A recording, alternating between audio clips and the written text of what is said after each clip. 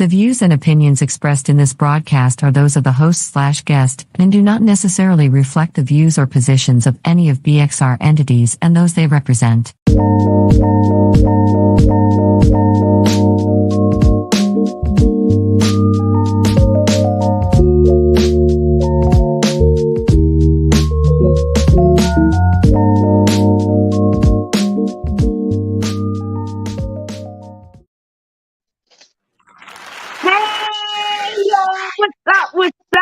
What's what? And you back for another week of the You Better Live show with your girl, ChasReal, the Empress Lady Cake Mix. You know how we do. I'm going to give it to you all of the what's and all of the what in the world. Yes, because what's up? What's what? And we're going to find out. I definitely thank you for joining me today. If it's your first time here, bless you. Or even if it's your last time, bless you.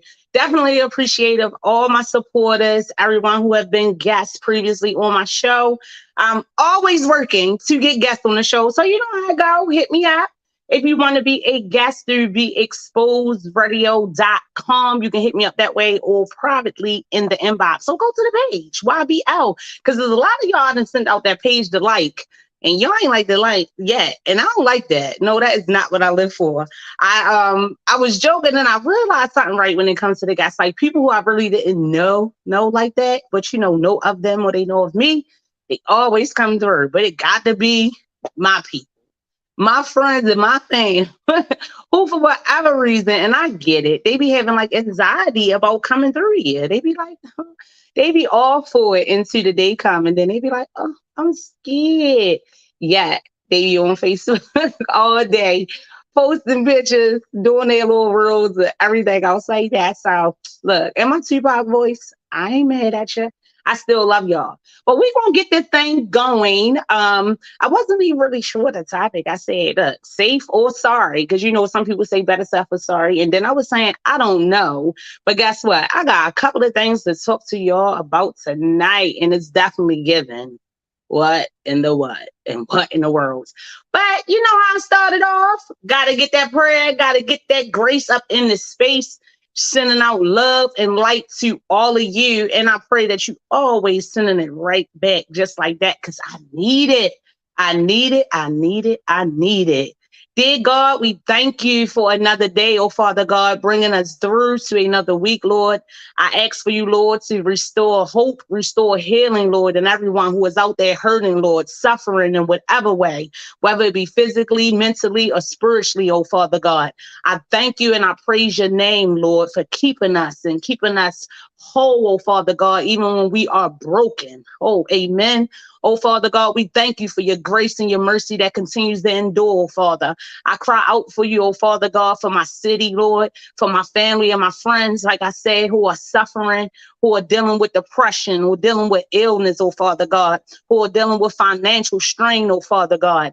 Oh, Father God, I just give you thanks, oh, Father God, that you give me, oh, Father God, good enough sense and put it in my spirit to keep your name lifted, oh Father God, and to constantly stay in praise and prayer. And I understand, oh Father God, that while we are not okay, we will be okay. And I thank you, oh Father God, for knowing that, oh Father God. See, some people say, oh Father God, you got to know you, oh Father God. And I'm just so thankful that you know us. I'm so thankful, God, for your mercy, your grace, and your love. Continue to keep us, Lord. And I just say thank you. Thank you, thank you, thank you. Amen. Amen. Yes, because we always say we be going through, but we be getting through, don't we? So look, don't worry about a thing with that song. That is my message to you. Right? Don't worry about a thing. And I do not own the rights to that, even though I could never sound like the legendary Bob Marley. But that is one of those songs that gets me there. And before, when I was reading something on him, I know one of his last words that he actually said was that money can't buy life. And I always try to stay by that. And so once I'm getting a little frustrated with my finances and stuff, that's the song I listen to. Don't worry about a thing. So that's my message to you as well from the legendary Bob Marley. So let's get right into it. You already know I'm straight from Baltimore City. Yes, Baltimore, Maryland, in the flesh, born and raised, even though my hopes is to get out of here one day. I definitely love my city, regardless of all of the turmoil that's here. I continue to cry out every day. You know, baby, it ain't even got hot, but April has definitely brought some showers. And we're going to pray that May is going to bring some flowers. We're going to see something else greater. I don't know. I mean, the murder rate here now is, I mean, there's less people. I think it was like 80 something this time. This time this year is like 80 something murders currently. But last year was like 100 and something. So it's still a ridiculous rate, however you look at it. But any little better is okay. But I'm telling you, they is shooting up out the what works around here. I mean, it ain't nothing new. It's like, you know that it's going to happen. I mean, 12, 13 people a day. And we talk about the murder rate, but then it's also another number, which is the non-fatal shootings. And I believe that is pushing 200 as well currently. But last year was already over 200. That man down in shock trauma. Oh, I done seen him so many times on the news expressing his concern and his dismay for what is happening here in the city. And I always feel for him, feel for all of the hospital staff and everything else aside from the families and the friends of these victims, because I know that got to be hard. And I know that it's a hard job to constantly deal with that. I just know it is. And then the mortuary science field too, constantly seeing these young people show up and everything else like that, I know is a mess. Well, we know back in, well, it's still April, but in Easter of this year, it started off also some tragedy down the Inner Harbor, which we used to love to do when I was little, by the way. But this year, yes, some people were shot down in Easter, some youth. We talked about a number of times on the show about youth being shot in schools, just really rampant youth violence that is really playing in the city. I mean, it's nothing new because it's been here, but it's really, really heightened lately, and it's sad. So one of the suggestions, well, I guess one of the what do they call it? One of the strategies that they're trying to do is this curfew thing here in the city for the youth. And just like I have the same thought on when the young man got shot up and killed from the school up over the West Baltimore side of Baltimore. I think it was in Emerson Village shopping center, yeah, where the Popeyes and all that is. People from Baltimore know, but if you ain't from Baltimore, you'll know. But yeah, the young man tragically lost his life up there. I remember remarks from the mayor, Brandon Scott. Basically was blaming the business owners for allowing these youth to patronize their business during school hours. So I know that it was information or talks coming out that they will put penalties on these business owners to prevent that. And lately, with all this youth violence, the mayor is now speaking of this curfew for youth. So I know it's still some talks on what time it will be and exactly when it will take precedence here in the city. But what I'm thinking is, wow, it sounds right. I mean, some people would say, do what you got to do, right? Whatever you have to do to bring down the crime. But then at the same time, it's like, is that going to fix anything? Especially how we've been seeing stuff, like, because they shooting in broad daylight. It don't even matter. You know, it used to be like that when we used to say, you know, the freaks come out at night, and we knew the criminals came out at night too. But now they's in broad daylight, 8, 7, 8, 9, 10, 11. It don't matter what time. It don't matter what time. And they tell you that even when like the kids were supposed to be in school, and even if they left school, I mean, what's that? 2, whatever, early afternoon. So I get, you know, that all children should, you know, be in the house at a certain time. They really should. They really should. And I believe curfew is necessary when it's mandated to the family. But my concerns is, how is the city going to manage this? How? When they already have a lack of police officers. I just now was watching on the news today how the police are struggling to respond to all these shootings and all this other criminal activity. And my thoughts is you wouldn't want to exhaust the police's attention on something like curfew. I mean, that should be the parents' job, but then we also know that the parents ain't really, a lot of parents ain't really doing their job. You see what I'm saying? I mean, anybody can be a mother or father, meaning giving birth to a child, or, but not many people can be parents. And unfortunately, it's been several things before this generation and all the issues that they're facing that have plagued their parents' generation, the drugs, the violence. Is a lot of young men out here are living without their fathers, whether their fathers are incarcerated, they've been killed themselves, or they're just simply not in their life, and vice versa for the mothers too. Both ways. A lot of youth are being raised by their grandparents who are just not in touch with this generation and their ways. We always say how people say back in the day. We talked about that last week, but it's not back in the day. The day is the day of the times. And these youth is like really going gung-ho on committing crime. So to wrap that section up, get your kids, give them a curfew if you have to. We cannot exhaust these police on this curfew. I get it, Brandon Scott, because everyone is really usually always on his back. We talked about that before too, pointing the fingers. What you gonna do, man? What you gonna do? What you gonna do? And so I get it. He's trying to respond to the violence, and he's thinking the curfew is going to have some type of, can act as a deterrent to stop those senseless acts of violence. But I don't agree. I don't think that it would do much. It sounds good. But I guess that's the situation where if it's safe, or will you be sorry? See, no, people say you better safe than sorry, but will I be safe, or will we be sorry later? I also seen some talks too in regards to that the health department in some way is supposed to be assisting with that initiative. So I don't know. It's so many different initiatives and programs being launched here in the city, which I think is very necessary to address the violent crime. But at the same time, we got all these different organizations supposed to be doing this and doing that, and they really be separated. I think it needs to be more of a togetherness to tackle the issue, and just for a better day, better change. I don't know, but what do you think? Do you think the curfew is going to be effective? We did have curfew here before, and it really didn't do anything. I just don't know how they're going to manage it with the lack of police. I just don't know. I do not know. A lot of people are saying, it's getting hot. They don't want to be outside. Me being one of them, because, when it get warm, people get crazy. I be saying the same thing.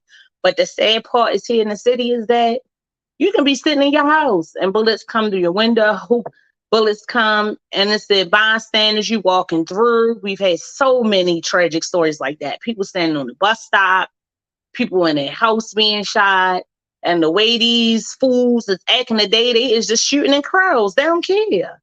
So they may see their intended target, but they don't care. They just spraying in the crowd. So whether they hit the intended target don't matter to them. They just see them and they just get the shooting. That's why a lot of times, it's multiple people shot up, standing at the scene and whatever else like that. And you're like, damn, what all these people do? Nothing. They was going for one person. Or I can't say that for every case, but a lot of times I'm sure that's the case. And I was telling somebody else the other day, like, I do not get that.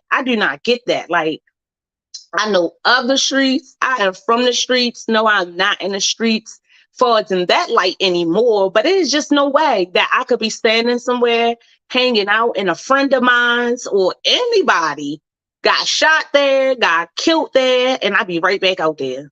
I mean, it'd be clear for like a day, maybe, because you'll see the police out there, usually after someone gets, killed or shot or some type of act of violence of that sort happens on the block. You'll see the police and everything posted out. So people will kind of stay away from the area because a lot of times in those areas, they doing their thing, selling drugs or whatever else like that. But then sometimes they just be hanging too. So I'm not going to put that stereotype on everybody, because I know that when I was younger, a lot of times me and my friend, we hang on the corner, we hang on green box, and we weren't selling no drugs. That just was our thing. We liked to hang out. Now we might have been smoking out trees and everything else like that, but we wasn't breaking any law. Oh no, that is breaking law because marijuana was illegal. But you get my point. But I just don't get that. I used to always tell the kids that I work with, like, why? Why would you want to go back there or whatever? Like, not living in fear or being scared, but I just would not want to be right there.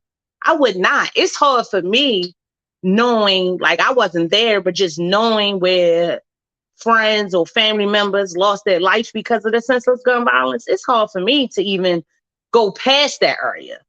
You know, I had 2 cousins that was killed in the east side of Baltimore, right on the same block intersection, Monument and Patterson. I hate that block. Do you hear me? They say hate is wrong, but I hate it. Every time I go around there, I feel some type of way.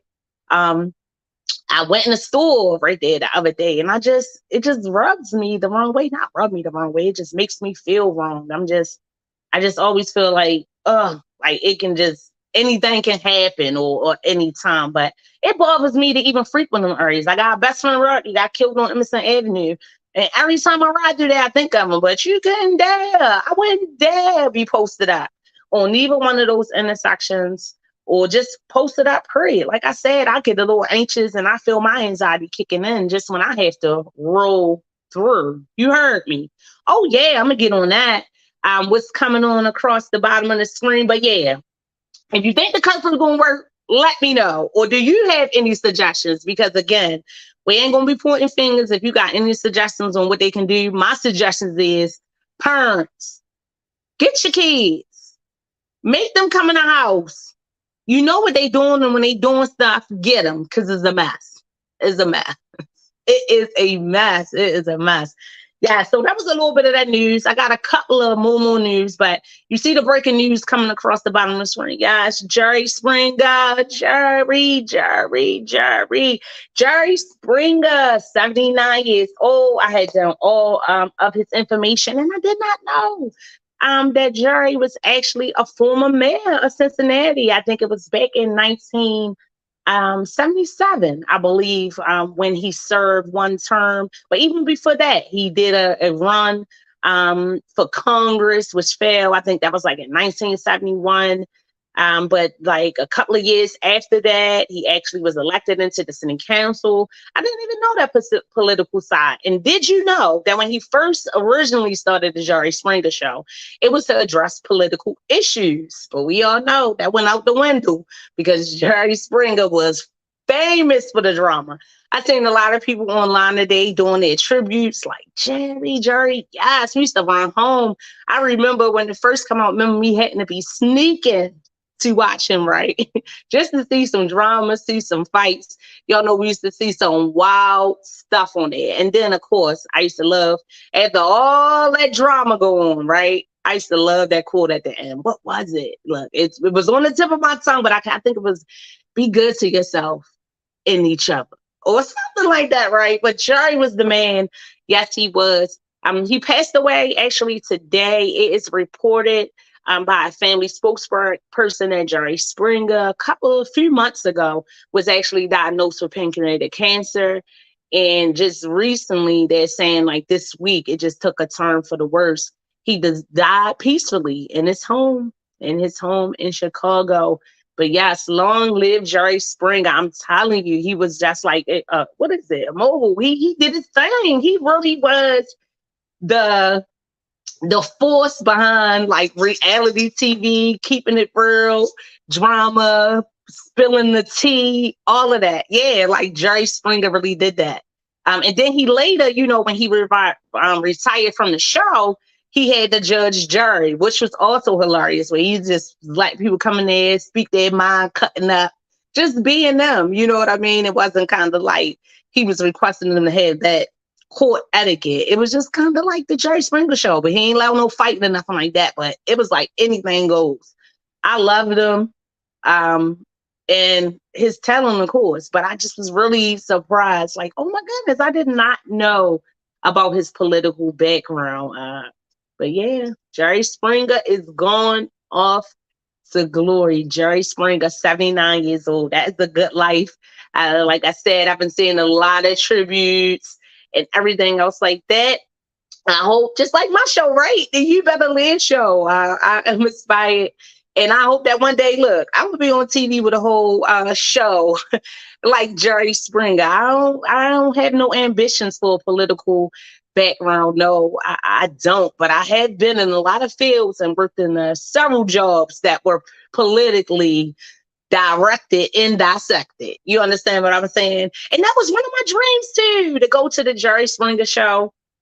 It never happened. I never was there. But baby, you could not tell me that I wasn't in the show, because I remember rushing home to look at Jerry Springer, getting my snack and laughing. And then I also remember being so like excited when, you know, when they do the previews and letting you know exactly like what's coming with the next show and everything. I'll be like, oh, I gotta watch that, because the midget was cheating with this, and then they was there and the wife was cheating and she slept with her sister, and I don't even know because he gay and he coming and he got this wife. Oh, Jerry was the king of messy. Yes. Rest in peace, Jerry Springer. Rest in peace. That cancer, I'm telling you, y'all, is eating people up. It's taking them away from here. Definitely. I spoke on that before too. Like, you really don't hear when it comes to health and illnesses and things like that. Not to say that people aren't dying other things else, but that is one of those illnesses, I'm telling you, that is definitely a fight, and it is something else. It definitely is tragic in my mind that he just found out a few months ago and then he just suddenly passed. So I don't know. There's not any sources saying if he actually started any form of treatment or anything of the such for his illness. But yeah, just a few months ago, he was diagnosed with the pancreatic cancer, and now he's gone. Now he is gone. But Jerry, yes, I'm gonna be saying that. And I gotta Google or go on YouTube and definitely look at some episodes. I know he's gonna be missed. He definitely had a huge sense of humor. I see that he leaves to cherish his memory. His daughter, I believe her name is Katie or Caitlin Springer, and then I believe it's his sister. Yes, his sister. So rest in peace to Jerry Springer. Yes, his sister Evelyn. I didn't get the last name, but yes, his sister Evelyn. Definitely, is that. So yeah, he was popular in the 90s. I mean, you know, when the show came out or whatever, like in the 90s, I was surprised to see that too. Like, because Jerry was chopping the charts, like even over Oprah Winfrey. Yes, and that's big. Like, in several states, like people were turning into Jerry before they was looking at Oprah. So you gotta give kudos to that. And just the thought, I don't even remember thinking that I remember seeing this show. I guess nobody was looking at it. Well, nobody worried about it when he was addressing, I guess, the political issues. But you know, people love drama. So when that was his niche, to do that drama, to do what he was, you know, he made it, baby, and he was famous for it. Yes, he was. He was famous for it. And then one of my other shows that I love to watch, you know, Steve Wilkos, you know, that's where he got his shine as the bodyguard for Jerry there. And he got his own show. And he be doing stuff. He be breaking it down, talking and everything like Jerry. But he be like more serious. You know, Jerry, he used to be like laughing, instigating, don't fight. So be like, hold up. And you just always be so calm, standing there holding that mic like that in his hand. And with them cards, come on out. I'm just getting a little flashbacks in my head. But yes, I used to be sneaking to look at some Jerry Springer. Yes, I did. Yes, I did. Yes, I did. Yes, I did. So he has officially passed today. Yes, rest in peace, Jerry Springer. I think his birthday was in February, if I remember. Yes, I think it was in February, if I'm not mistaken. Yeah, it was in February. It was in February. Yeah, and I also had it right that he was the mayor of Cincinnati back in 1977. So rest in peace, Jerry Springer. You're gonna be seeing a lot of tributes about that and everything else like that. But I know who they ain't. I know who they not. What they say ain't the word, right? I know who they ain't. I ain't been seeing no tributes. I've been seeing a whole bunch of guess who else died? But she died today.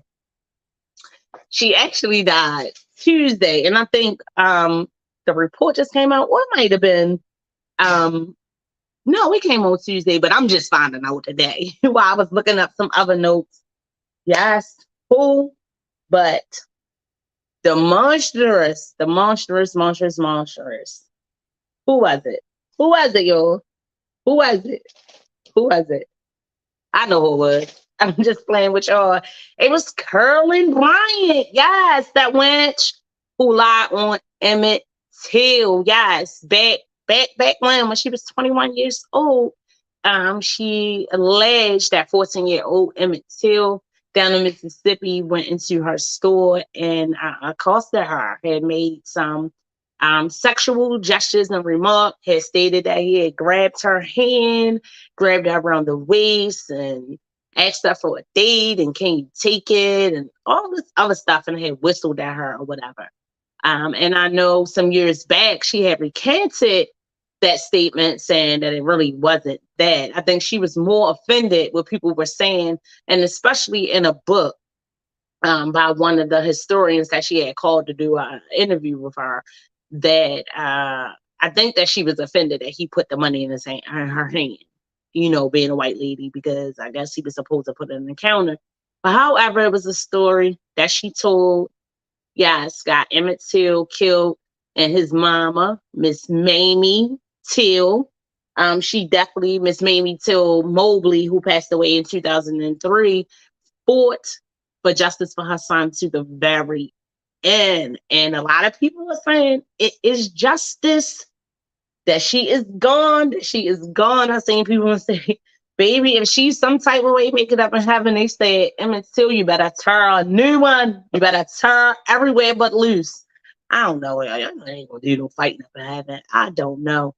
But yeah, she had made statements. I'm trying to look for the guy who she actually, the book was called, no, I'm trying to look for the guy name that I wrote down who actually did her interview and actually wrote a book about it. However, she reached out to him wanting to tell her story. And then when she reached out to him, he let it out, was some time back when they were trying to pursue charges against her. Several courts did pursue charges against her. None of them, they fell through. None of them, even one as late as last year, they all fell through. But she gone now. She gone now. She passed away Tuesday. Yes, she did. That incident, as we know, happened back in 1955. Emmett Till was from Chicago, went down to Mississippi to visit his family. His mother sent him down there on the train. I think he was there, 2 days before this incident happened. Originally, they had kidnapped him, and I think his body wasn't found. So 2 days later, in the Tallahatchie River in northern Mississippi. Back then she was saying that he had did all this, but then she had later let it out to the man that he didn't actually do all this. But then she had a biography that was saying that he did, but he definitely didn't deserve to die for what he did. And it just was a mess. Back then, that definitely was one of those cases and situations that opened up a lot for that civil rights movement. I think immediately the month after that is the month where Rosa Parks refused to give up her seat. And then some statements I've read from her before is that she had Emmett Till in her mind. She just was fed up with it, that can happen. Because those killers who was Miss Curlin Bryant Dunham, because she had been remarried, she spoke that, and she testified, and her husband, it was her husband and I think her brother, who actually committed the crime. But as we know, he was beaten to a pulp. He was shot in the head. He was lynched. He had thorns under his. Oh my gosh! Just thinking of it. Yes, but she is gone. So I ain't seen no trips to her. Her family had spoke out, was saying that she basically was trying to stay out the limelight. She ain't really like to go anywhere. She ain't want nobody asking her about it, and things like that. Would you, if you knew it was a lie? If you knew it was the truth, why wouldn't you? Why would you be afraid or feel so? She had some type of social anxiety or whatever that she suffered with because of that. But it wasn't too much social anxiety because Miss Fang. After that, she had got married a couple of times. And it is sad that other members of her family, they like the good old boys, but they say Miss Bryant, liked the bad ones. She liked the bad ones. And she definitely did a bad thing. Yes, she did. Lied on that man, lied on that young man who witnesses, his mother definitely said that it's not of his character. It was said that he was in the store not for so long, and his cousin who fed, him coming from Chicago, feared him not really knowing how to interact with the Southern white woman. He had entered the store and he said he didn't do nothing inappropriate or whatever. He just handed us some change for his bubble gum. I think it was 2 cents worth of bubble gum. And the store was owned by Miss Bryant and her husband. He later came home to be told the story. They were saying in the book that she didn't tell them. Somebody else supposed to told them, some workers or whatever. Because the store was mainly like servicing Black farm croppers and stuff like that back then. So when he came back, and it's even the last two that even though those two men were being tried for, that like it was Black people helping them. They had helped them to go there and to seek them out and everything else like that, because he was kidnapped from the uncle house and this tragic thing happened. But yeah, rest in peace, Emmett Till. Rest in peace, Emmett Till. May your spirit continue to rest in power. He never really received the justice that was due to him, but may his mother's soul in some type of way be comforted to know that that lady who got her son killed is gone away from here. I don't have no tribute either. I do not have no tribute either. Oh yeah, that's the book. If you see it, check it out. It was a book that brung about her fabrications and everything else like that. That's when she definitely made headlines back. I think that was like back in 2017 when this book came out. And then the guy who wrote the book actually went on CBS. Oh, that's what his name, Timothy P. Tyson. So back in 2017, she requested him to come and interview her. And this is what she said. And then also when some other comments or whatever, she supposed to be saying, oh, I want to tell you, but I don't remember 50 years ago. How you don't remember? Nothing like that. I know it's a lot of things that people don't remember. I know it is, but I don't remember nothing like something like that. Something as tragic as that. And I know people have their own ways of processing it. And I think she just ain't want to remember. So yeah, she forgot that because she wanted to forget that. But the book is called The Blood of Emmett Till, where it accounts, look at her. She suffered, y'all. She suffered for a long time, a long, long, long time. She was 88 years old prior to her being deceased. Her husband, like I said, had died. The brother had died. Both of her sons have died. Her sister had died. So she was like the last one. She was holding on. But again, she was like secluded in her house or whatever. She ain't really frequent outside and everything else like that. 80 years old, Miss Carolyn Bryant Dorham is gone. And it is also reported that she passed away from cancer, away from cancer. So just because I'm a lover of God and God loves me, I'm going to say, I pray for her soul. I'm definitely not the judge. That is between her and God.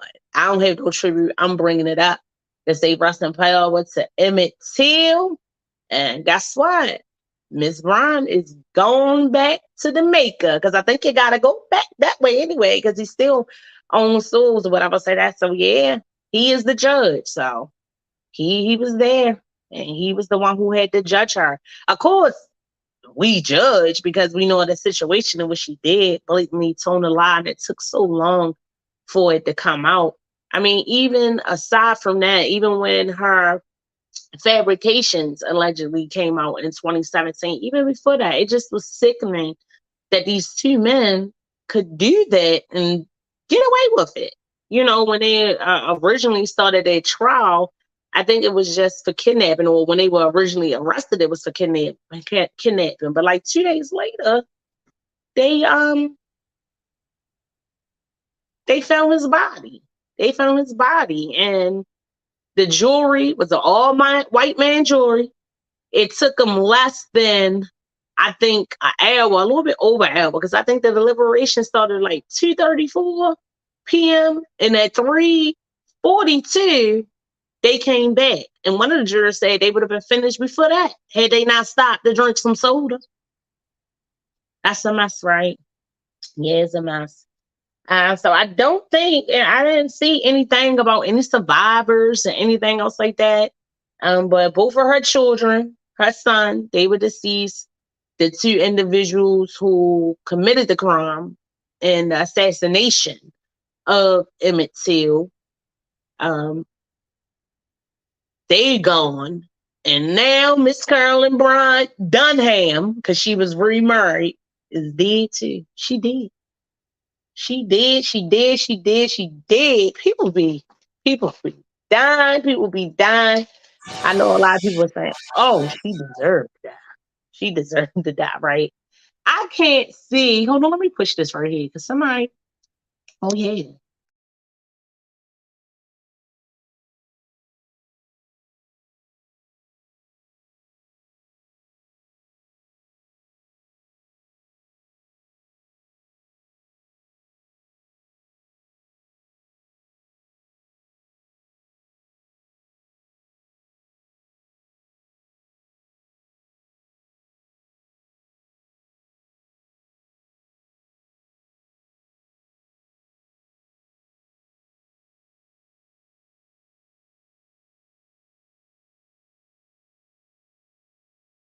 The Style Lounge Boutique. For a different caliber of service, the Style Lounge Boutique. For clothing that fits your lifestyle, the Style Lounge Boutique at 1734 Maryland Avenue. Trust me, you're going to love it here. Oh yeah, thank you. I had to take a commercial break because I don't know. I just broke up out of here on y'all, didn't I? Just talking my junk. No, I you was don't trying touch to nothing look. else. Don't you touch Um, nothing else. Don't touch nothing else on that Don't camera. touch nothing else. Buddy said, don't touch nothing else. Look, I used to think everything that I touched was turning to magic, turning to gold. I don't know, but it been folding lately. It been folding lately, but that is all right. I'm still under the grace of God and what else of that. I guess that was telling me like that's the end of that. Cut that right. I thought somebody was saying something in the chat, but just like all I said, like pray for her soul. Pray that God has mercy on her soul. But she is gone. She is gone. And I just been seeing that. Like, I've been seeing the truth of Jerry Springer, but in reference to her, people like, oh, I hope she robbing hell. I hope, because it definitely was a devilish thing, that she did, but it was so many devils. Back then, we already know what the situation was as far as the racial injustice and everything else like that was going on. Now, while Emmett Till, who lived in Chicago at that time, Chicago was a little bit more on, trying to start to do right by us. So when he went down there, things were still a mess down there in the South. And his mother, I remember saying on an interview, spoke of that, saying like when she would watch things on TV and things were happening, she really, didn't phase her with. I'm like, oh, that's what's going on down there. But she later, made the statement of like an injustice, anywhere or anything that happens anywhere, we better take heed to it because it can happen here. It can happen anywhere. You know what I mean? So yes, yes, yes, yes. But that lady, she fought for him. And y'all know, even when he died, she wanted the open casket. She wanted them to see what they had done. I mean, they beat him to a point, they gouged his eyes out. All of that.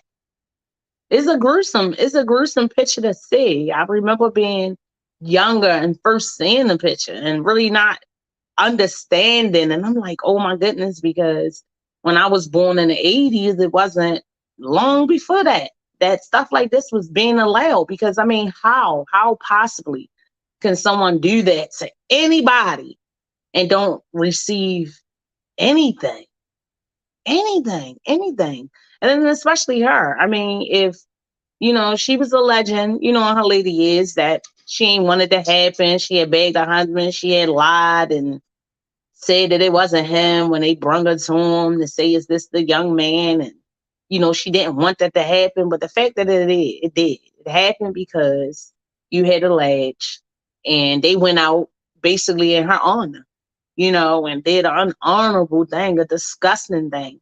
And just think, they went to this man, Uncle House, in the middle of the night, the middle of the morning, held him at gunpoint, and snatched him up out of there. And, different witnesses too, they're saying that she was in the car because they had asked about was his other cousins him, like pointing them out. She said that she wasn't, but someone in their accounts heard her say, no, like answering, like, no, that's not him, that's not him. And they took him, and they saying, she was in the car. And then when they got back to the store where I think the original, assaulting of him began to happen, even though, they kidnapped him and did stuff when they snatched him out of his uncle's house. But then when they took him back to the store that was hers, they brought him back to the store that was her husband and continued to assault him. She changed her mind, like, oh no, he the wrong one too, whatever. So they wound up leaving there and drove out some miles, but they allegedly were not alone. Just like I said, I seen statements that it was actually, some of them black phone croppers and everything. I'll say that. I also seen something that it was one of those, one of them who had told them. Well, I think that's what she was alleging in some type of book, because she had written a book too. And I think her niece or somebody, her granddaughter, somebody helped her. And she wanted to be all child and locked up to 2039. I don't know how it got out. But then when it did, the statements that she gave to this historian, Timothy B. Tyson, she recounted them again and then tried to say that it did happen. But she still spoke of it like it was a lighter thing. So she didn't speak of, and I think that book was called like More Than a Wolf Whistle, because that's what she explained it about, is, that he posed a wolf whistle at her and made some obscene statements about what he liked to do with white women and all that. And she was known back in the day for being a beauty queen, right? I seen something that she won 2 pageants, all of that type of stuff. And when you see her when she was young back then, 21, she looked like an old lady, but look at her now. The old head. Oh, I know that ate her up. So she ain't really get to live. She was living. She made it 88 years, but she didn't really get to live. Or should I say, she kept on getting married. I know that much. I think she had 2 other marriages when her husband passed away. Yeah, I think she had like 2 other marriages when her husband passed away. I don't know. And his name was Roy Bryant. Oh, yeah, he passed away in 1994, and her brother passed away in 1980. And this was an incident that happened in 1955. So they lived some years after this account and that gruesome crime that they committed. But yeah, all of them gone. Huh. All of them gone. And like I said, God has the last say. God has the last say.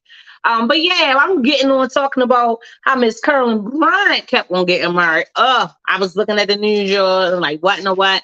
And I'm starting to think that Tyrese Gibson was hoping or praying or something that he ain't never get remarried. Because I think he was married before, or whether he just had children from a previous relationship. I don't know. I gotta look it up. But yes, y'all, Tyrese Gibson has been held in contempt of court for child support. Okay? Yes, Tyrese Gibson has been ordered to pay $656,000. However, his attorney, Tanya Mitchell Graham, has already appealed that ruling. She said when the order come out, she's going to appeal it. And then she had already filed for a new trial, I think that's supposed to be held next month. But anyway, look, back some time ago, I think it was like a year ago, Tyrese was ordered to pay $10,000 a month to his ex-wife, Samantha Gibson. $10,000 a month. Instead of paying the $10,000 a month, he was paying $2,000 and something. So it was like $2,236 a month to be exact. Which I wish that I could get, baby. I wish I could get $100. I'd be grateful. But anyway, he was ordered to pay $10,000. which he has not been paying. However, he still was paying his child support every month, but he was paying $2,236 a month because he felt like this $10,000 was definitely excessive. Tyrese is claiming that his ex-wife makes enough money to support herself, and he continues to support his child, and she can support the child too. He really does not see the legitimacy in him being ordered to pay this $10,000 a month. But the whole sum of this $650,000 is not just the child support payments. It's also the child support payments and the interest that he did not pay. And it's also the fees for her lawyer, right? It's alleged that not alleged, because the judge then banged that gavel and gave this information, y'all. They want him to pay $237,944 in back child support, and then they want him to pay $399,000 to her attorney, and then also $17,000 for a special master who was kind of like acting like as a referee for minor disputes during this whole trial. They want him to pay all of that. Now, he does not have to pay all of it at the same time. Get this. The judge has ordered that he has to May 15th to pay 200 and something thousand. I think it was like 250. They saying that he got into May 15th to pay that, or he gonna be locked up. They saying they could have locked him up from the court for being in contempt, but the judge is giving him a break because he still, was paying something, but not the amount that was ordered. So he could have been detained while he went to the hearing, and then this judgment was made, but the judge allegedly was giving him a break. He didn't detain Tyrese Gibson, but they saying if he don't pay it by May 15th, they gonna lock him up. But his attorney is already on it. I remember some time back, that video had came out when Tyrese is on there crying. People making jokes about it, about him, feeling some type of way that he shouldn't see his kids. He was crying. It was a joke, ha, ha, ha. But I definitely felt for him. And baby, I feel for him now. I don't know. I'm all for, supporting your child, making sure children, get their child support and everything else like that. But 10,000, golly. And guess what? Some celebrities, that people that celebrity status or whatever, they got that money, some of them paying more than that. But Tyrese said, he don't want to pay. He do not want to pay that $10,000. And he has been blasting the judge, Kevin Farmer. Apologize, guys. Do you remember he's been blasting him about his decision. What was that, Marnie? Do you remember that marriage? Do I remember it? No. That lady went through a lot. It lasted like this, right? She went through a lot with him. Lasted like this. I gotta touch that. That was my sister Keish calling. I usually have it on Do Not Disturb. Keish, you're supposed to be watching my show, sis. But when I get off of here, I'm definitely going to call you back. I love you, just so it can be on the recording. But no, I don't remember the marriage. I know that they were married back in what, 20? It didn't last long. I know, because he tortured her. No, it was 2019 or 2018. I can't remember the dates, but it was a mess. But they announced their divorce in 2020, right? The end of the year. Yeah, you need to go back. A lot of people look when they get to spend that time together. Go back and read up on that marriage. That marriage was a mess. That marriage was a mess. I believe it. I can't remember specific incidents right now because I wish I could, because I would just spurt them out. But I can't remember specific incidents. But that marriage was a mess. Like, he was doing stuff that just was out of line. Everything. Nowhere. Like she got like he said, she has a job where she does make money, right? And she couldn't go to it sometimes. Like, he wouldn't let her. Like, it was a mess. Oh, which is why it was a bit toxic. Like this. But again, she's entitled to receiving compensation for the way in which they were living. and they were living in LA, and he had that Taco Bell, I can't remember what restaurant, that Taco Bell in his house and all this other kind of stuff. Yeah, You can't and I think tell he me, sold that for like almost 3. He sold that. but see, that's what I'm saying. You got to keep them in the custom into which they were able to live, which you provided to them. They keep her in the regular, which I see, I ain't know all of that. See, you hearing the size, but yeah, Tyrese Tillman played in this. Judges don't make willy-nilly judgments on you.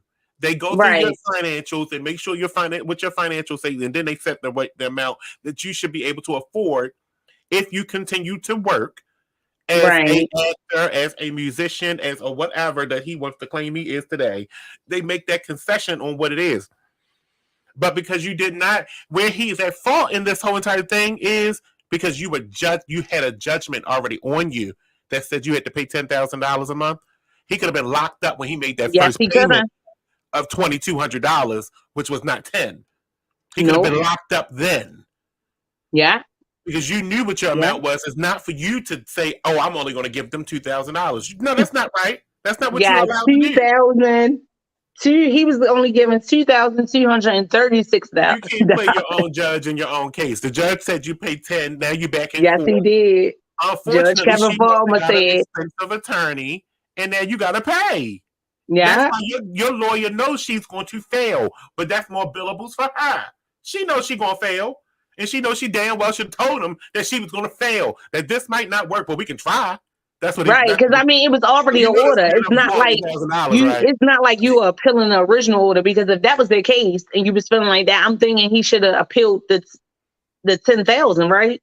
Right. And originally, you got to weigh the odds. All right, you already at $400,000 owing her attorneys. You owe her attorneys $400,000. That's more than the child support. Even that you owe me, your current attorney. You owe her $17,000 for the special master. You owe her too, so you willing to take on more legal fees. More legal fees, and now we gotta go. If we go back to court, now I gotta tack on the rest of the child support that you're missing now. So now you're more in arrears. And he said he's still ain't paid. But that's always been the reason. I think that the judge gave him some type of leniency on it, because he was saying that he was at least playing something. But yeah, he definitely played with it because it was already an order, and he definitely could have been locked up. Something is to say that you were not working. And I do believe there's another Fast and Furious probably come out tomorrow night or something like that. They come out like every week. But Tyrese, you better pay that money. He ain't got that many days left, and I'm sure he's gonna be drinking on Cinco de Mayo. Because baby. But just like you just said, if he sold that house, he made profit.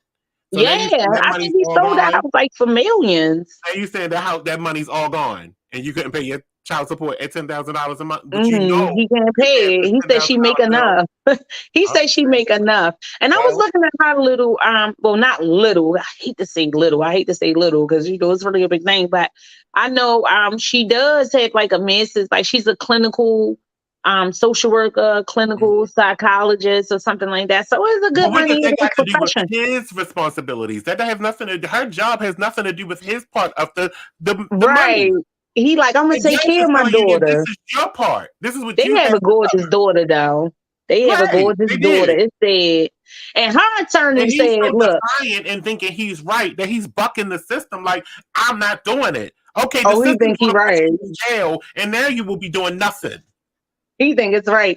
Look, even in the video, like right before the trial or whatever, he went on, of course, social media, like he did, that's his thing, but he went on there ranting and raving, blasting the judge, Kevin Farmer, about his ruling and requesting for civil rights attorneys, like Ben Crump and all of them to come and all that instant support. Like, it was like, like something like racial, like some racial injustice because he was a black man.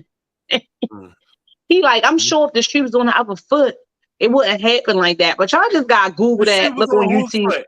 I don't know where he's been, where he hasn't seen other celebrities, his friends, and that's what I'm saying. Too, that have not gone through this.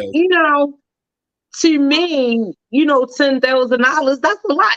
$2,000 a lot, but I get it. Like, y'all income is different. He can ask anybody on the Real Housewives franchise how their child support situation worked out for them. Okay. Any last one of them. Okay. Ex-Leon. Okay. A lot of them, how they be doing, baby. You know, that be the plan. Get a baby, freaking real good, so he don't make me sign no prenup. How's working out? Yes, and they still in the house. Right, they was the housewives or whatever, and they still in the house. They ain't got work, they ain't got to do nothing. Still spending that cash, still living that life, maintaining that lifestyle. And like how you said, that's really what it's all about. And see, I didn't even know that he was holding that lady hostage from not working and shit like that. Even with $100,000 a year, like how she saying, like she was used to living that lifestyle. They had that big old mansion, and she wants to maintain that for her daughter. And then they also were asking, I was looking at a little clip from the court case where his judge had asked him if he had to pay, where he'd be open to like doing some type of trust fund or whatever. He was like, I would need no information about that or some shit. He don't want her to get that money. But yeah, he could have got locked up. So let's just see what happens, because it's already been an appeal filed and they've already requested another trial, which is supposed to be held next month, like I said. But yeah, he got paid his money. This is $636,000 that is owed, that the judge ordered on, okay? And just like Money pointed out about all these lawyer fees, most of the money is for the lawyers. It ain't even for the child support. It's for these lawyers and for our special master. Him keep going back and forth. And Miss Gibson, the former Mrs. Gibson, her name's still Miss Gibson. But his ex-wife, Samantha Gibson, said all she want to do is co-parent and go on with her life. She was asked, what is her occupation? And she gave living my life. And I was like, okay. You better live. But no, she definitely has that education. You know, that is her professional field, like clinical social worker. I know she did a lot of work on like doing social worker for like immigrants and children and different things of that nature. She later went back. And I think in the recent years, since she separated from him, actually had attained and passed to become a licensed clinical, where I guess she could get more money. So he is a legend. She makes $100,000 a year, and she don't need his money. And he just thought he was going to get away with paying this $2,000 and something on the judge order him to pay $10,000. So from the looks of it, he will wind up having to pay the money anyway. And like Moni was saying, it's a little bit frivolous to keep on going back in court. And you got all of these attorney fees, all of these different fees for different sessions, to file an appeal, to do this and do that. And his lawyer too, Miss Tanya Mitchell-Graham, she Stevie, oh, you want me to fight? Oh, you want? I'm going to go on and do it because I'm going to get my money. He ain't going to have no money. When it's said and done, just go ahead. Just go ahead and pay it. Just get it. Stop with all the boo-booing and all this other stuff all around. You better be safe or you're going to be sorry. Because you're going to wind up paying it anyway. Tyrese, go ahead and pay it. Pay it now. I don't even think the lady want no beef with you. She just want to co-parent, like her lawyer said, and go on with her life. That's it. But he definitely wanted to smoke. And from you telling me that right there and just watching him on his stand when I was watching the little snippet, it's definitely given, what's the famous word? It's definitely given narcissist. It's definitely given narcissistic behavior. Like you already what that lady word, you know what lifestyle she was living. You was happy. You everything else. And she left you. She left you when she had to stay in the house with you during that COVID, because in 2020, the beginning of 2020, that's when COVID was really rampant. And December the 30th of 2020, they announced their divorce. She was like, I can't take it. She probably was all right when he could go about his way and, you know, leave out the house and everything else like that. She probably was all right for a few, but then she was like, I can't take it. I want a divorce. So I don't know who announced it or what else is the case. But yeah. What else? Tyrese was up in court. Tyrese Gibson, pay that money. Because we don't live for that. Shucks. I wish I could get that 2,000 something that was 200. You feel me? Because but I guess because I'm still living the lifestyle I was living with my broke every day. I guess I don't get nothing. But anyway, Tyrese ain't the only one in court. Y'all know who like to stay in court or who has been in court so many times, and I just don't understand why this man ain't locked up yet. Who else but Donald Trump? Yes, y'all know the trial started when E. Jean Carroll for his defamation of her when she came out with her allegations of rape back in 2019. During that time, I guess the assault for the rape was due to statute of limitations. However, it just was put into law or some type of recently passed bill that's called the Adult Survivor Act.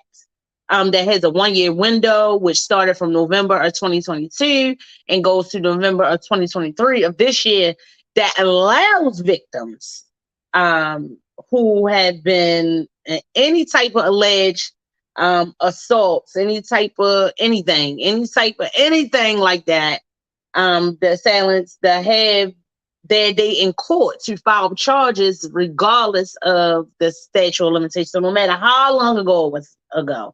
And it has been reported that Miss Carroll filed within minutes. When they bring this out, when they agreed on this Adult Survivors Act, within minutes, homegirl filed.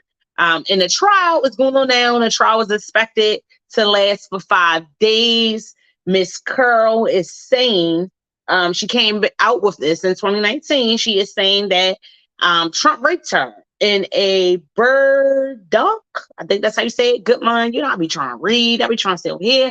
I gotta step my reporting game up. I remember before when I used to just do live on Facebook, just talking and doing my things, baby. I used to have the little cards and keep on. I think I'm gonna bring that back. So I can at least have it in front of me. Because it's a good thing. That's how I learn. I read information, and how I retain it is by writing it down. So I'll be having my notes. It'd be a whole bunch in this book, so they be all over the place. While I'm writing them down, I'm going through it, I'll be understanding and knowing what they mean. But then I'll be like, Chaz, why you be jumping all over the place? Why? That's my OCD. So, and I hate to do things a certain way. But yes, Miss Carroll is alleging that Donald Trump raped her in a department dressing room in Manhattan during the mid-90s. She's saying that he assaulted her, pulled her in the room, pulled down her dress, and penetrated her. Of course, Donald Trump is denying such allegations. I seen that they recently came up that he has been requesting to take a DNA test because allegedly it supposed to have been some stains or some remains left on his dress all the way from 1990. But originally, like years ago, like when it first came out, he was refusing for the DNA. So the judge on this is on the ass. He on top of all of that bullshit. And he made that statement in court and said, well, a couple of years ago, he was refusing to take the DNA test. So I don't know why it's so important now, because he has really been trying to get his lawyer to push for this DNA test. But however, Judge Lewis Camplin, that is the judge who is overseeing this case, has definitely denied that request. He has put in an order to tell Trump to stay off of social media. He was telling because that's another thing, y'all. Trump not at the trial. He ain't there. He's somewhere else. Not on Twitter, but he is on, where did he post this at? On Truth Social. So he's been going on his rants on Truth Social, talking about Miss Carroll, talking about the case. The judge Camplin say that is a no-no. And his lawyer his lawyer is saying that he didn't know, he wasn't aware. His lawyer in this case is Joe Tacaponia. Y'all might be pronouncing the names wrong, but baby, I'm gonna get it. His lawyer, Joe, Tacopina, is saying that he wasn't aware of the post and when he was doing, but everybody know Trump and everybody know Trump's tactics. And I don't know. But just like I say, we keep coming more charges at the charges and charges. Why this man ain't locked up? Trump is really trumping us all. Like, I understand. Trumping everybody, the legal system, everything. I don't get it. I don't understand. I mean, thank goodness for this Adult Survivors Act that came out and afforded Miss Curl the opportunity to do so.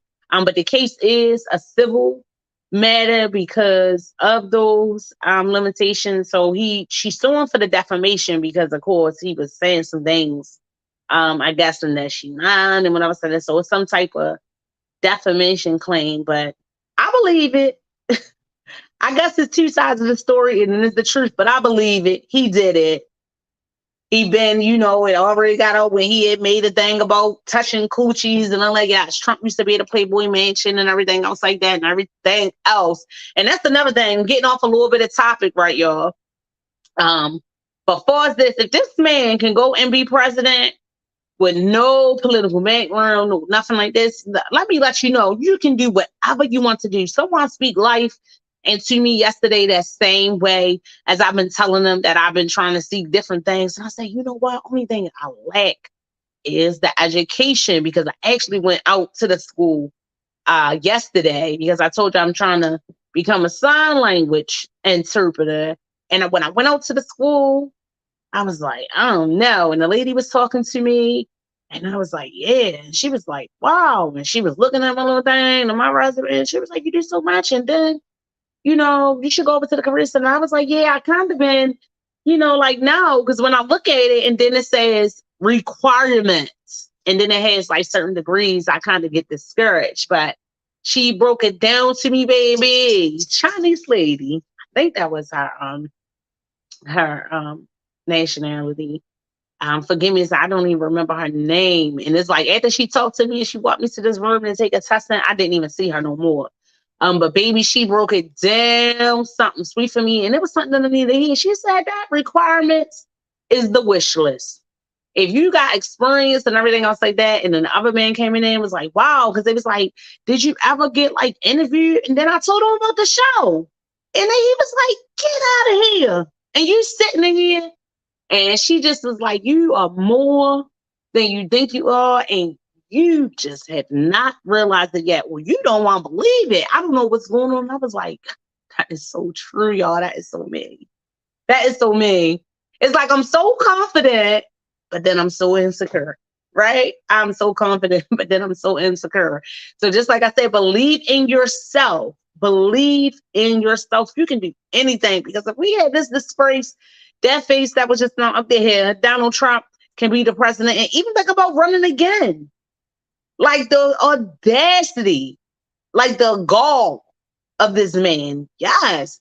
And then, they coming out talking about Joe Biden, because, Judge Biden is going to go back up for re-election, and everyone has been sharing concerns, or not everyone, but just certain people that are in the political arena, especially the Republicans, have been sharing concerns about Joe Biden's age, right?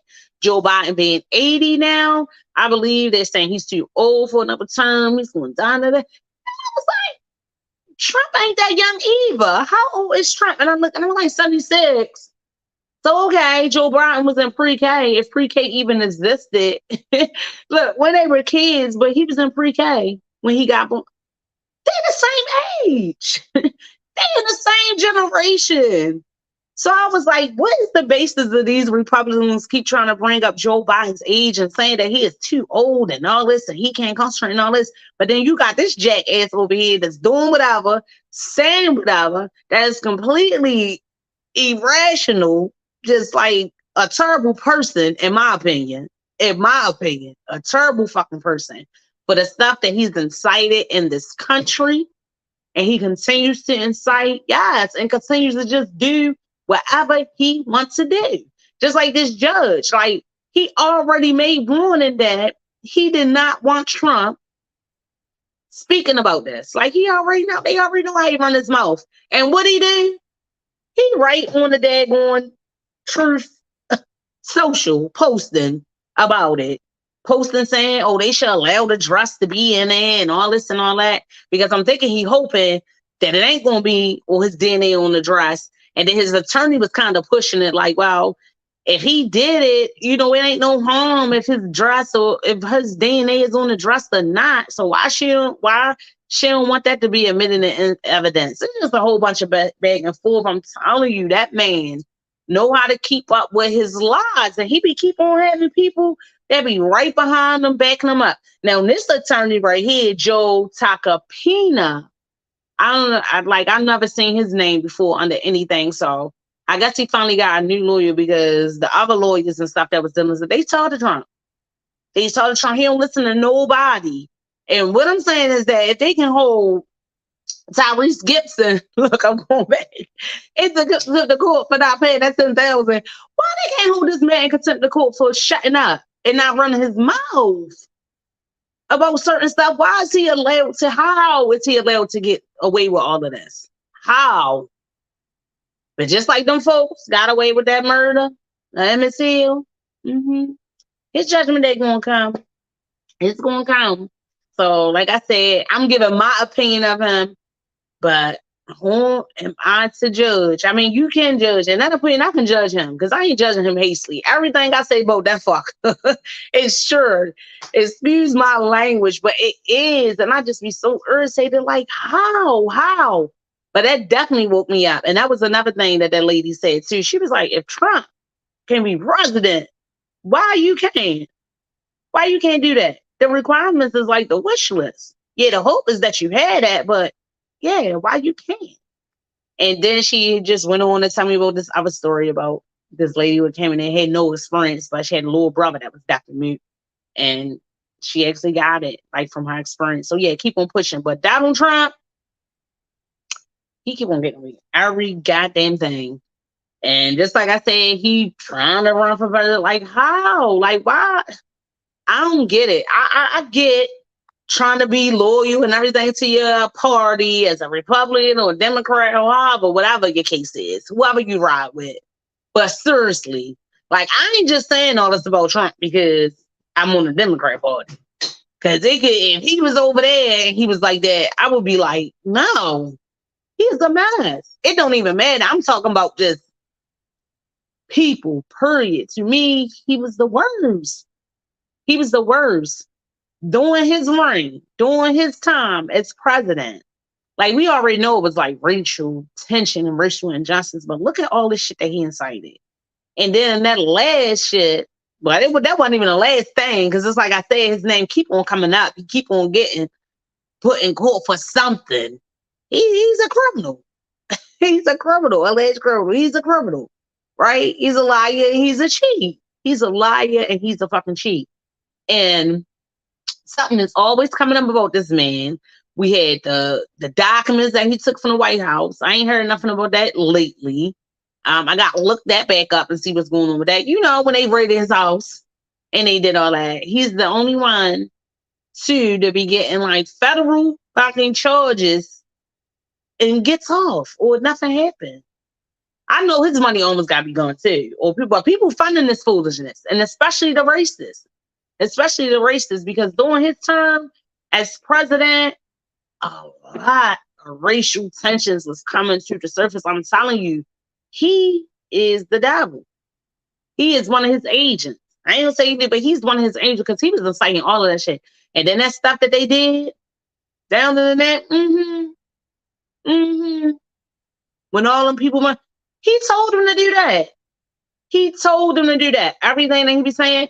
My girl Nancy Pelosi, she got attacked. He be inciting all of that. Anybody that he go against, baby, he was inciting all of that. All of that. All of that. He tell them. And then when he did that thing down there, when they stormed into that Capitol, right? He sent them up there. Come on, we going. And he went somewhere else set his boy up. That's what I'm saying. Even in their party. Come on, Pence. He sent them up there. He was mad at Pence because he didn't want to sign or say that it was some type of issue with the election. Like, he was mad that he even announced that, Joe Biden had won. He felt like no, this ain't right. That's when they was talking about all of that voter fraud and all this. And he got all of these stories. He's a habitual liar. And I think that he raped this lady. I mean, even before they had did the Act of Survivors, what is it? Adult Survivors Act. She came out. When did she come out with this? When I say it again, she came out with it back in 2019. So again, this act wasn't put in place until 2022. And she really ain't, she came out with it, but she wasn't getting nothing from it, but she was telling her story as a victim. She was telling her story. And people always say if something like that had happened, just like we always say about women, if they've been molested, anybody, not just women, because women, I have to make that point, are not the only victims of sexual assault, are not the only victims of molestation. You know what I mean? It's just more so reported from a woman or a girl or a female because, I guess, guys be embarrassed, and not even more so to say that women do too. That's why a lot of these type of situations don't even get reported. So when Miss E. Jean Carroll came out with it in 2019, she had nothing to gain. She was telling her story. She was telling what happened. And she know, and her account of it is like really like vivid. It's like really vivid or whatever, what happened. And she's sticking to her story. She never recanted anything, and never was no discrepancies in her. But what y'all think? Y'all think he gonna get charged? Y'all think he going? I don't know. That man cannot go to jail. That man cannot go to jail. Guys, I'm just saying, God, if you wanted a white man with gray hair, you could have took Trump and not Jerry Springer. Take them. God forgive me. God forgive me. God forgive me. I had to say the word. Well, Greg, God forgive me. God forgive me. I ain't wishing death on nobody but death. But Trump has definitely brung death upon the land. He has incited so much. I'm telling you, he has brung so much death. And I ain't talking about just in a physical form of dying, just like mentally. Like people are like traumatized from this man. I am. Every time I hear his name or something different that he done did or whatever else like that, I cringe because I'm like, what next? What next? They don't want him in jail. He can do anything. What's going to happen next? They do not want to send him to jail. It appears that he can do anything. He can grab women's pussies and everything else. Like how he was saying when he was like, he just is not presidential. It makes no sense. Like, America is the laughing stock behind Donald Trump. And he really is just so cocky and just think he is that. And think he is that. Think he is that. I do not live for Donald Trump. I'm sorry. I do not live for it. So just keep your eyes open. This lady said that she didn't rape him. And guess what? I believe her. And I don't think that this is we going to see more of it. It's a lot of people that Trump done did shit to, and he done gave them that hush money. He done paid them. He was in court for that. Yeah, he done paid them. He done paid them. They could shut their mouth and everything else like that. So I don't know if he ever tried to settle with this lady, Miss Kerr. I don't know. But I wish she would have said something. But just like I was making a point, like victims a lot of times they don't say nothing because of the embarrassment or because I've heard that a lot. Like people would think that it's their fault, or they get situations like this where they'll get the suspect and got to go through all this, reliving it, telling the whole situation, and having the person that they are alleging that did this say that they lying. That, that's hurtful in itself. Now, on the other hand, we know far as like stuff like that, sexual assault, molestation, we know, unfortunately, some people do lie about shit like that. Some people do, which is crazy. And I think that if you are a person who lies and say that someone committed a crime against you and you didn't, I think you should be jailed too. But yeah, I'm sure that's part of the struggle of like coming out and saying what's going on, because the suspect is going to say you lie. People not going to believe you and who the person is and different things like that. They not. And we hold something. I know there's a lot of people that are victims that have never, ever told anyone. Never, ever told anyone. I know. Never told anybody. They've been molested, they've been raped, and they never told anybody. And it's like between them and God, they know. It's crazy. I always think about that movie. What's that? Antoine Fisher. Yes. That movie, I used to watch that all the time and cry. And then especially how they was doing him. But then, at the end when he met his family and all that. But yeah, when he went back to them people that was abusing him, he like, get off of me. I remember. And imagine all the people that's been hurt in some type of way or form by a family member, whatever like that, and they still got to be around them. And their family or whatever act a certain way about that to them or whatever because they think it's going to come out. Or they just act like nothing ain't never happened. Ain't never come to them. Ain't never like, at least say, I apologize. I remember. I'm not going to act like that didn't and I was here or whatever. Anything. Because, some people be young. Some people be doing things. Some people, I don't know. I don't know why people would do that. But I know things like that do happen. And people do hold on to it. Now, I don't know why Miss Carol, that's the only thing I would say, Miss E.G. Carol, why she was still had this dress from 1990. I don't know if she was trying to hold on to it for her evidence or whatever. I don't know why she was still had this dress. But I got some a little bit like too, because I was just under my closet. She was like, baby, I don't even wear this stuff. I need to get rid of this stuff. But I don't understand why she would still have that dress. But allegedly she did. And just like I said, Trump and his lawyer was pushing to get him to take this DNA test so they can prove. But when it first came out or whatever, and then she was saying he in his dress, he ain't want to do the DNA. He ain't want to do it. So what's that telling you? Like on the flip side, the lawyer trying to say now, like, if he did it, and whether it's on there or not, he still could have did it. But why not? Why not produce the dress and let him do a DNA test to see if his DNA is on there, if it's so true. But years ago, when they first was requesting that, Trump was refusing. So what that tell you? It was true, and he was refusing because he knew it was a possibility that his stuff was on that dress. Now, I think it probably was like a bait type of thing. I don't know if she still got the dress, but maybe she was saying that just to see the kind of, how I'm saying, you get a little bait, say something, somebody think you got some evidence. And then they don't know which way to go. And that's why he was refusing. So you can say the same thing. If you're saying them refusing to allow you to do this DNA testing now to kind of see if your DNA is on the dress, but years ago you was refusing. Yeah, we did the same thing. You ain't want to take it because you probably was like, oh shit. Oh man, my stuff probably up on her stuff. Up on her stuff. I ain't taking that. I ain't taking that. But yeah, and I wasn't aware about that that bill we passed about the Adult Survivors Act.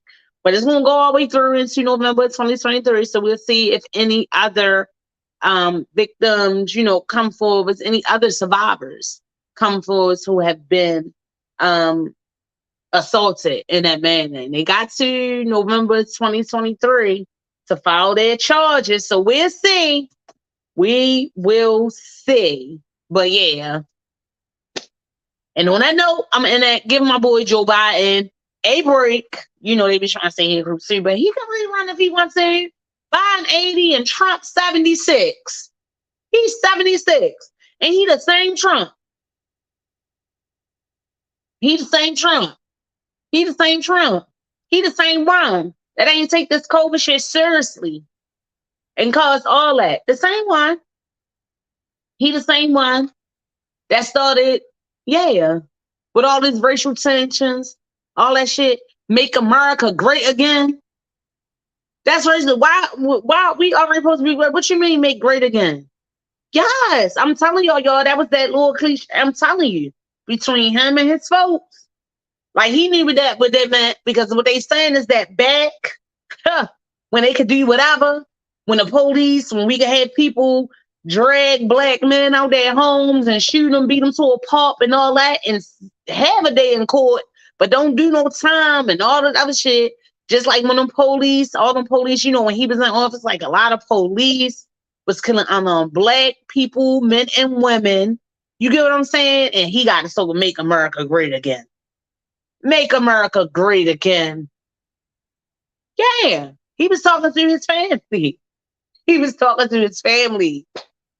All of them white supremacy groups. Yes, he was. He was talking to all of them.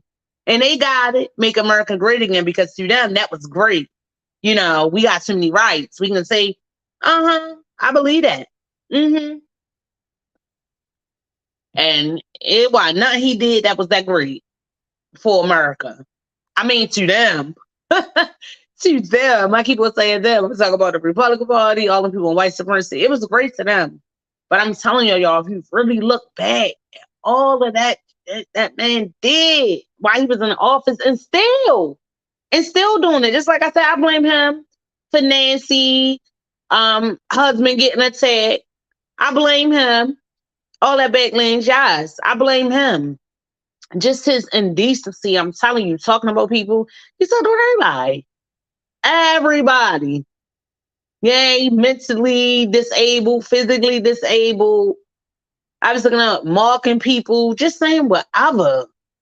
I mean, he got a lot of fans because it wasn't the demeanor of a president, and people, man, they like this drama. So people, yeah. But especially them white supremacists, they love Trump. Make America great again. Well, all I'm gonna say is something need to be done with this man, and we gonna pray that he don't rape again. Okay? We gonna pray he don't rape again. We is gonna pray that he don't rape again, and that he never be president again.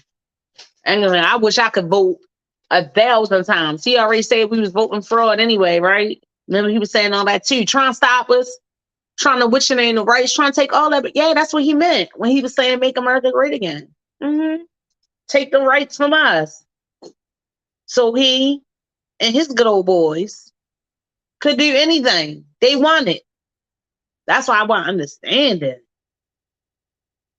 When people was on this, I say he gets me dehydrated. Look, my mouth is dry talking about Trump. So I'm gonna move right on along. Yes, I am.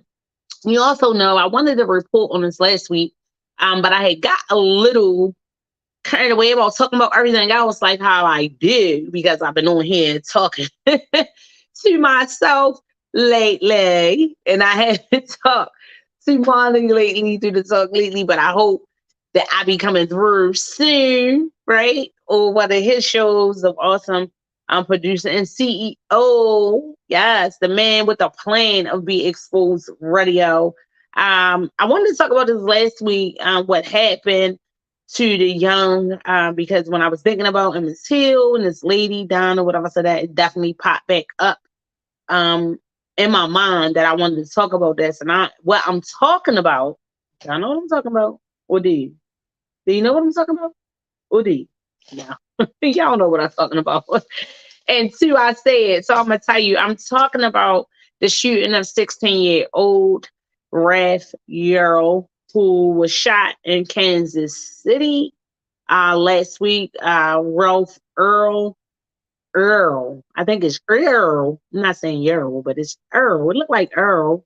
It looked like ARL. So Y-A-R-L. So if E-A-R is Earl, that's Earl, right? Yes, Mr. Ralph Earl, thank God he did not succumb to his injuries, and he actually survived after a lengthy somewhat stay in the hospital for his injuries. When he went to the hospital, he was definitely in grave condition after he was shot by 85 years old. I believe the man was 85 who shot this gentleman. And what had happened was yes, 84 or 85, but the white gentleman who did shoot him, his name is Andrew Lester.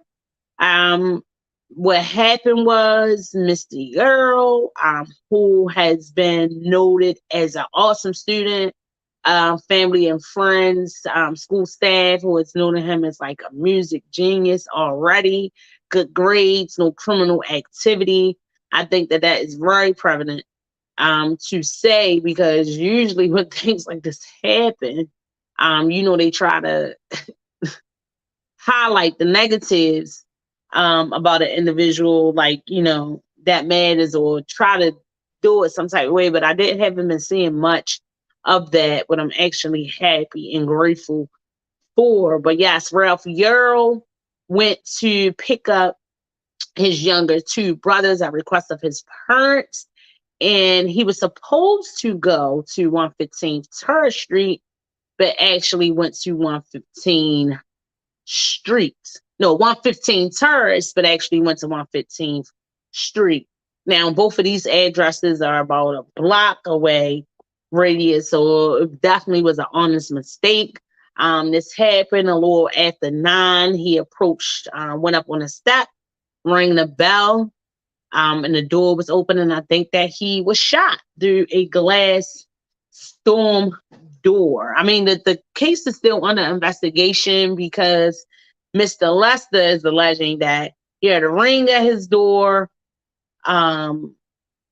He heard some type of ring, and he thought his house was getting broken into. And he's saying that he shot him from the door. So all of the details have not come out, but the police were able to get an account of the situation from the young brother Earl. And his account of the situation is that he went to this address. It was the wrong address. He rung the doorbell, and he was standing on the porch, just standing on the porch, waiting for someone to respond. Although Mr. Lester is saying that he was rambling with the door or something of that sort, the young brother account is totally different. No, that did not happen. He was shot 2 times, once in the head, once in the arm. Mr. Lester was initially detained after the incident, but within 2 hours, he was let go. After questioning one of his grandsons, Mr. Lester's grandsons, Clint Lugwit, who was 28. One of them says that his grandfather was consumed with fears and beliefs of different conspiracies, where he also does not believe that he did this explicitly, like it was motivated because of his race. He is saying that his grandfather needs to be held accountable. But then you also got other statements coming out from one, I think it was another grandson and another nephew of his other grandson, actual Daniel Lungwent, said that he was going for the door. So if you look at the affidavit, he was going for the door, and that's why he got shot. And the nephew, Dean Smith, says that he understands that his uncle would be afraid because, he's been residing in his house by himself. His wife has actually went on to like a rehabilitation center, so he's like home alone, so he can understand him being scared. But the younger grandson, who was 28, let it out like, oh no, he need to be held accountable, even though I don't think that he originally shot because of him being black. He shot him. He's succumbed with fear, all these conspiracy theories and everything else like that, and he did the wrong thing. Now, my thing is, he just rang the doorbell. Now, I can't say what he felt, scared or whatever else like that, if you felt somebody was trying to intrude your house. But what do you think he would have called the police if he was afraid? I mean, you ain't hear nobody come to your house. You only heard the doorbell. Because, of course, I believe what the young man got the lie for. Of course, I believe his account. You think he going to a house to pick up his little brothers and everything else like that. So why would he be pulling and doing all this on your door? He just came ringing the bell and was waiting for somebody to respond. And then he just got shot. And he got up and he ran. And he also, based on his account, where he reported to the police, he heard him say, "Don't come round here." Okay? That Trump stuff. "Don't come round here," is what he heard someone say. And then the other sad part about it too, right, is that it's being reported that this young man went to several houses, several neighbors, I think 3 neighbors' houses before he was even assisted, right? Like, nobody went, "Get away, get away." These white people, "All right, get away, get away." He went to 3 neighbors. And then the neighbor who actually helped him, his name is James Lynch, by the way, who sat there with him, who called the police, who said he didn't want him to be alone, regardless of, because he could see that he was really hurt. He was in grave condition. But what caught his attention is because he heard another neighbor yelling, "Get away from here," or "Go ahead," or whatever else like that. So I'm like, damn, how heartless can people be? Like, he run up to these people's doors, he's looking for help and everything else like that. They see the blood and everything else like that, and they still was thinking bad. Like, I mean, at that point, even if the grandfather didn't recognize he was a black man when he shot through the door, like, yeah, they did. And is that why they didn't help him? So shout out to the white man, James Lynch. It's crazy, right? James Lynch, who stood there, who made sure that he get help. But that's how he got their attention. He heard them screaming, telling him to get out their yard or get out their door or something like that. He hopped the fence and had seen that it was someone that was injured and gravely injured. And he jumped into action, calling for help, and remaining with him on the scene until the police got there. So he gave that account on how he got attention, because he heard them screaming and going off. So even with blood coming from here in his arm, nobody wanted to help him. So while the charges were announced, the police commissioner there, over top of the KCBD, which is the Kansas City Police Department, says that she understands what everyone is thinking about the race being an issue, and they are considering that. However, the prosecuting attorney who announced the charges says that none, even though where it has racial context to the man in the charging documents, no documents have it documented or, noted that it was racially motivated. So in the same breath, they're saying it possibly could have happened because he was black and that's why it happened. Come on now. But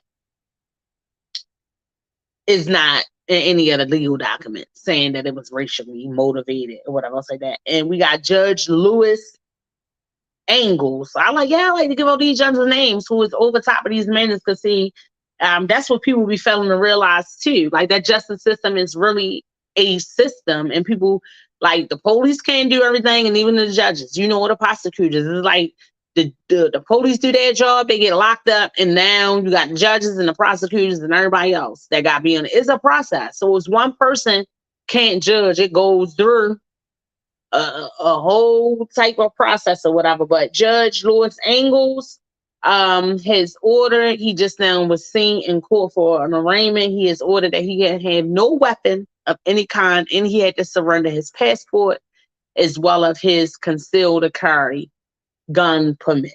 So he had to relinquish all of that. The next court date for him is going to be June the 1st. A lot of people are outraged that he is even out of jail. He is out on a $200,000 bond, I believe. But yeah, it's like I said, after the incident, even though the young man did not die, they questioned him for like 2 hours and they let him go. That was announced that the grandson said too, the 28-year-old grandson, Clint Ludwig. He said that he blames, like, they should have acted like faster. They should have been more on top of it. Like, no, like, how you choose somebody like that, and then he in their for no reason, and then he's let go. But what happened was, see, young Ralph Earl wasn't able to give his statement. And that's what they saying. They saying that was happening because he wasn't able to give his statement. So I'm guessing that when Mr. Lester went into the station to be questioned, the statement that he made is kind of like alleging like this young man was trying to break into his house and that he feared for his life. I feel like is the story made up after the fact. Like I think maybe this other grandson or this nephew gave him the story to say to make it sound right. But you are not the police. This is not the America Great Again. Like Trump would say back in the day, you cannot do the people and get away with it. That's what I'm saying. Like, damn, I can understand he older man here in the house, but damn, nobody don't never ring your doorbell. Don't nobody never knock on your door. Nobody walk past, no nothing. So you ring the doorbell and you just went with this gun and shot through this door, not knowing who it was. Not knowing who it was. That's what you say. You didn't know who it was because he was thinking that it was an intruder. So if you didn't know who it was, it could have been one of your family members or something. It could have been the police. So that's why I think that is a lie. It ain't no way nobody telling me that he did not put sights on this young boy and saying that he was a black boy. And he shot through that door. Now, I ain't saying the fan wasn't there. You know, like his grandson said, his conspiracy, but I ain't saying that. Maybe he feared black people. Maybe that's one of the things that he didn't bought into over the years, because that's what his grandson was saying, the political stuff. He a Trump supporter. That's what his grandson was saying. You know, so maybe he is, you know, and fear black people or whatever.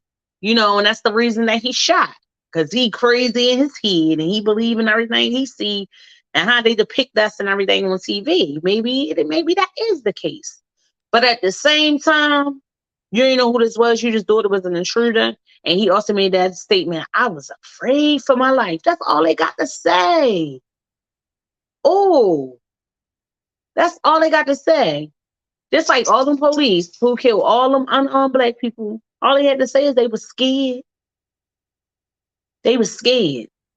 They were scared. That's all. And people fear what they don't understand, because they don't understand us. And with them, like I say, a lot of them still got that mentality, even though we have a lot of more rights that we had back then, they still have that aura on them as people that we need to watch our mouth. We can't say this. Who is you? Who is the daddy? Y'all already know what I'm getting at. Y'all already know what I'm getting at. Like, who is you? It can be the worst of the worst guys. You better not question them. You can't ask no questions. No nothing. Or even have a disagreement. And it ain't right, but more likely than not, if it's a dispute between someone white and someone black, the authorities, for whatever reason, tend to believe the white side first.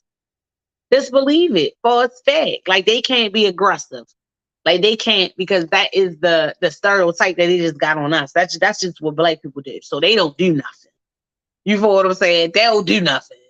And anything. And as long as they scared, that justifies. As long as they scared, that justifies. You know the thing when it came out with all this Kern stuff, Kerns and all that, calling white people racist and stuff, that was asking people, yeah, they don't want us nowhere. We can't say nothing. If we somewhere, we out of place. What you doing here? You're not supposed to be here. You know, that condescending shit. That condescending stuff. You know, so ain't nobody gonna tell me that this man ain't see this young black man at his door and he shot through this door. Now, I believe the fear was real, probably because he was black, but I ain't believing that. And I'm not believing that he even pulled on your door. And then even if he did, maybe he did. Maybe even if he did, think about it. If he rang the doorbell, he ain't hit nobody. Maybe he did try to pull a storm door so he could knock. But he never got the door open, no nothing, because he shot through the door. And my thing is, what makes him think that this is okay? What makes Mr. Lester think that that was the right thing to do? Why is that okay? How was it the right thing to do? What he should have did, if that was the case, was call the police. Should have called the police. Excuse me, I had someone at my door. I'm afraid for my life. I think that is an intruder. And just to think, if this young man had not survived and never been able to give his account with the story, they would have stuck with Mr. Lester's story that he possibly was going to be a intruder. But see, guess what? It ain't word. Because this young black man, 16 years old, don't got no criminal record. Everyone's speaking highly of him. Good grades, and the positive things, the inspiration, nothing but good being said about him. They couldn't even go that way to try to make it look right. You know, because that's what they do a lot of times when unarmed black men are killed. That's what they do. They got to make them look like a villain.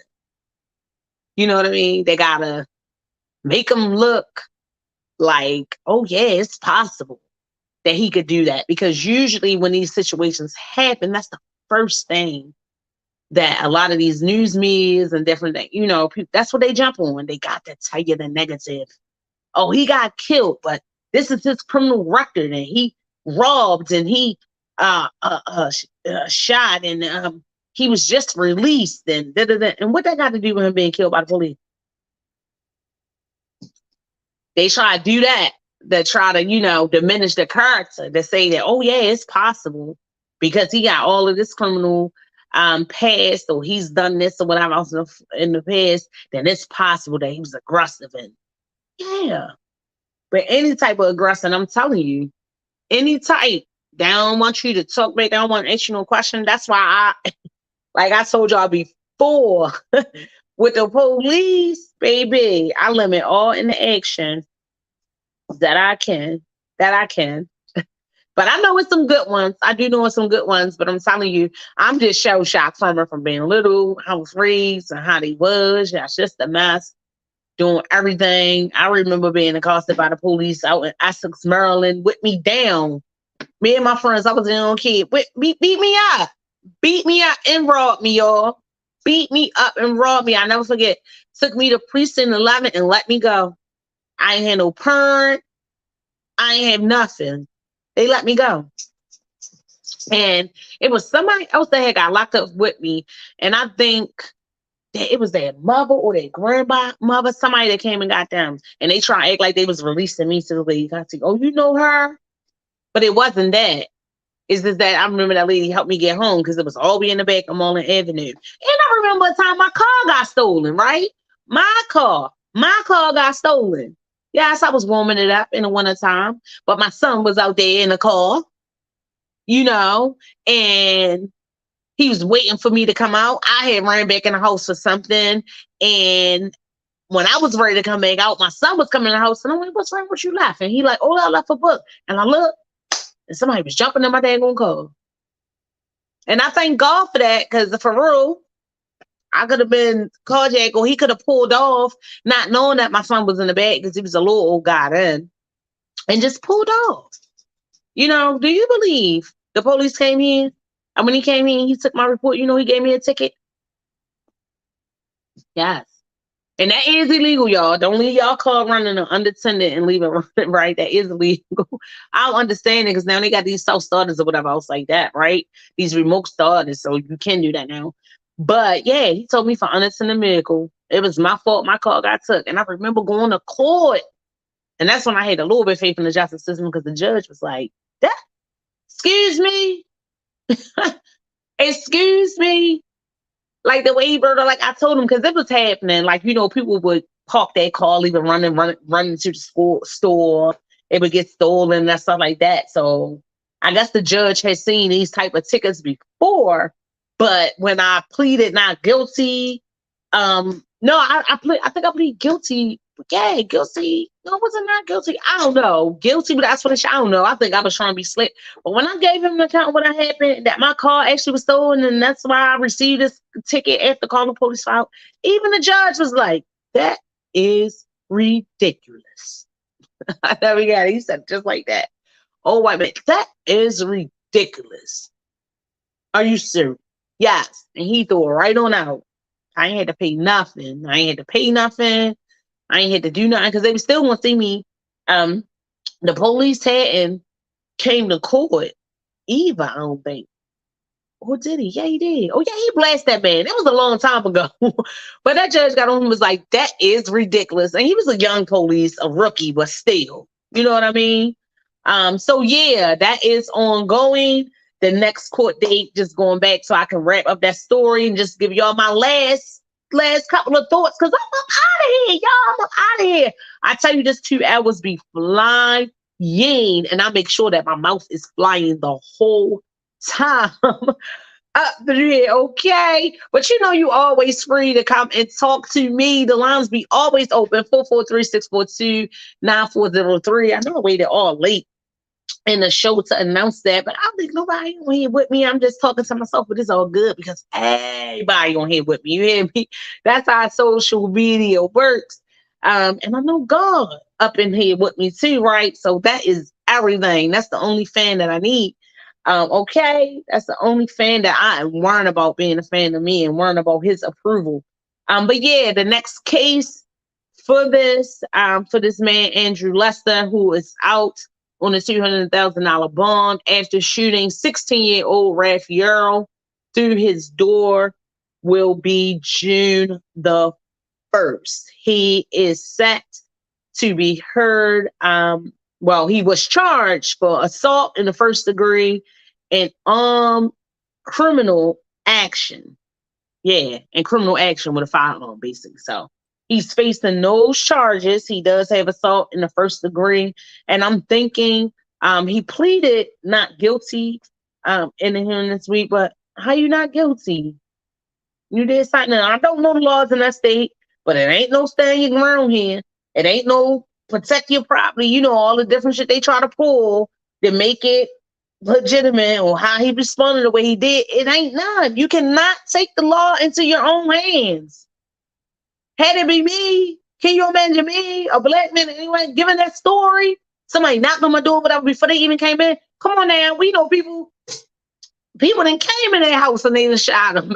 And they still got the same. Why? Because they was running away, or they still got some type of charge because they running away while the people was in their house. So you telling me that this man can shoot somebody from the door and don't face nothing and don't think he guilty of nothing? Oh yeah, he definitely is geeking. He definitely is geeking. And all I'm gonna say is, what in the world? But that's what that is, y'all. For all of that, y'all know I'm almost out of here. Yes, that is my time. I'm going to be back next week. Definitely gotta give a shout out to the Tarses. Yes, it is tour season. They are the bulls who sometimes be on bullshit, but they don't take none. Do you hear me? My daughter's birthday is coming up May 17th. She is a mighty Taurus. I'm telling you, she is my challenge sign. She gives me the blues, but guess what? Love her dearly. My daughter gonna be 13, a teenager. So you already know what's going on. But shout out to all the Tauruses. I've been seeing things going on. Yeah, shout out to y'all. Caller. It's a whole bunch of y'all. Yeah, y'all is running through on the stampede. I feel you saw us to stand up. I also want to say rest in peace to my dear friend Shadonna Bryant. I think I mentioned Kim Green last week with Shadonna Bryant. I wanted to talk about that on the show too. Had, I believe, a stroke or whatever. I'll say that. Her funeral, gotta go pay my last respect. So just keep on loving y'all. Keep loving and praying for one another. We all need it. God bless you. God bless you. You know, we know what it is and we know what it gives, but it's more in life than dying. So you better live. Make sure you come back next week at 7. I'm going to be right here through Be Exposed Radio. It's your girl, ChasReal, the Empress, Lady Cake Mix. And I'm out. You better live. Boom, boom, boom, boom. That's my message to you.